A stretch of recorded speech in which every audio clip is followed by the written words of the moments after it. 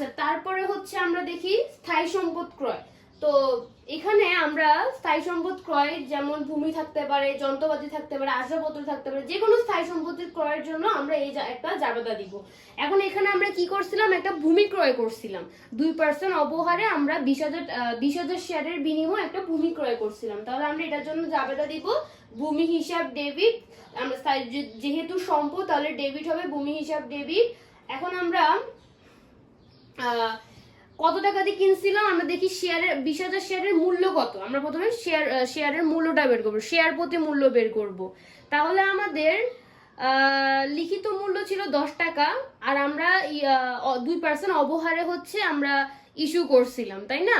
তো 2% অবহারে হলে শেয়ার প্রতি অবহার হচ্ছে আমাদের 2 টাকা। তাহলে লিখিত মূল্য হচ্ছে 10 টাকা, আর অবহার 2 টাকা হচ্ছে অবহার। তাহলে আমরা 10 টাকা থেকে যদি আমরা 2 টাকা অবহার বিয়োগ করি তাহলে আমাদের হবে হচ্ছে 8 টাকা।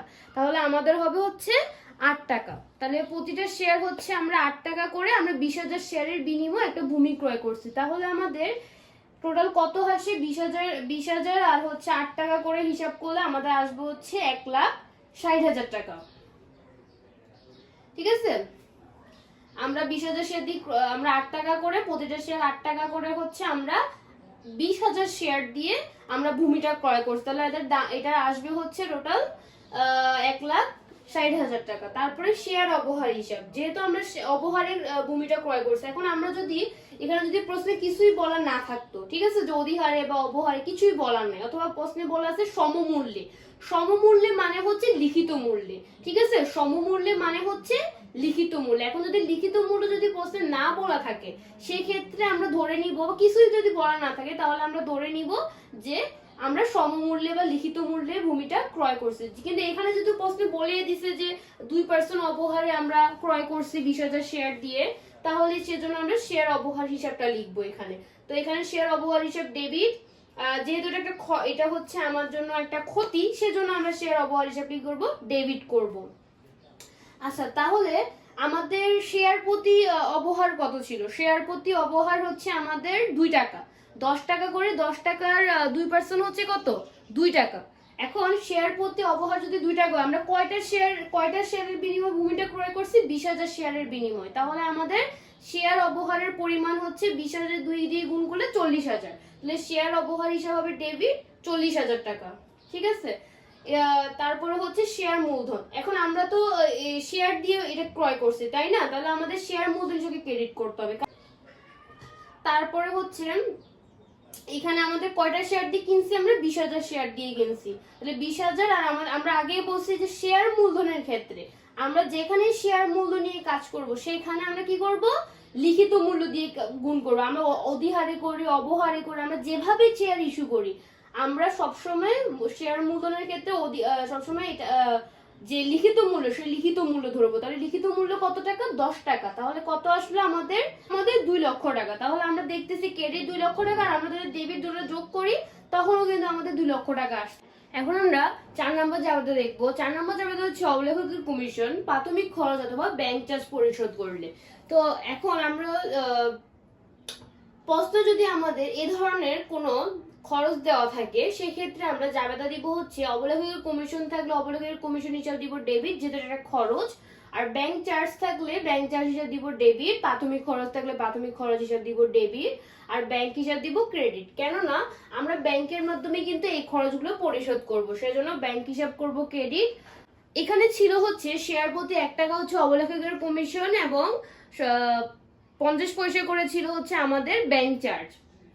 তাহলে আমরা প্রথম অবলেখকের কমিশন বাড়ি করবো। এখন আমরা কয়টা শেয়ার ইস্যু করছে, আমরা হচ্ছে 80,000 শেয়ার ইস্যু করছিলাম। আমরা আবেদন পাইছি 1 লাখ শেয়ারের, কিন্তু আমরা ইস্যু করছিলাম কিন্তু 80,000 শেয়ার। তাহলে আমরা 80,000 শেয়ার বাবদ অবলেখককে কমিশন দিব, কারণ আমরা 80,000 শেয়ারের টাকায় কিন্তু আদায় করতে পারবো। তাহলে 80,000 শেয়ার বাবদই আমরা অবলেখককে কমিশন দিব। ব্যাংক চার্জের ক্ষেত্রেও সেম, আমরা ব্যাংক চার্জ হচ্ছে 80,000 শেয়ারের জন্য আমরা হচ্ছে ব্যাংকের চার্জটা পরিশোধ করব। তাহলে আমাদের অবলেখকের কমিশন যদি শেয়ার প্রতি 1 টাকা হয় তাহলে 80,000 শেয়ারে হচ্ছে আমাদের 80,000 টাকা হবে। আর ব্যাংক চার্জ যদি 50 পয়সা করে হয় তাহলে 80,000 শেয়ারে হবে হচ্ছে আমাদের 40,000 টাকা।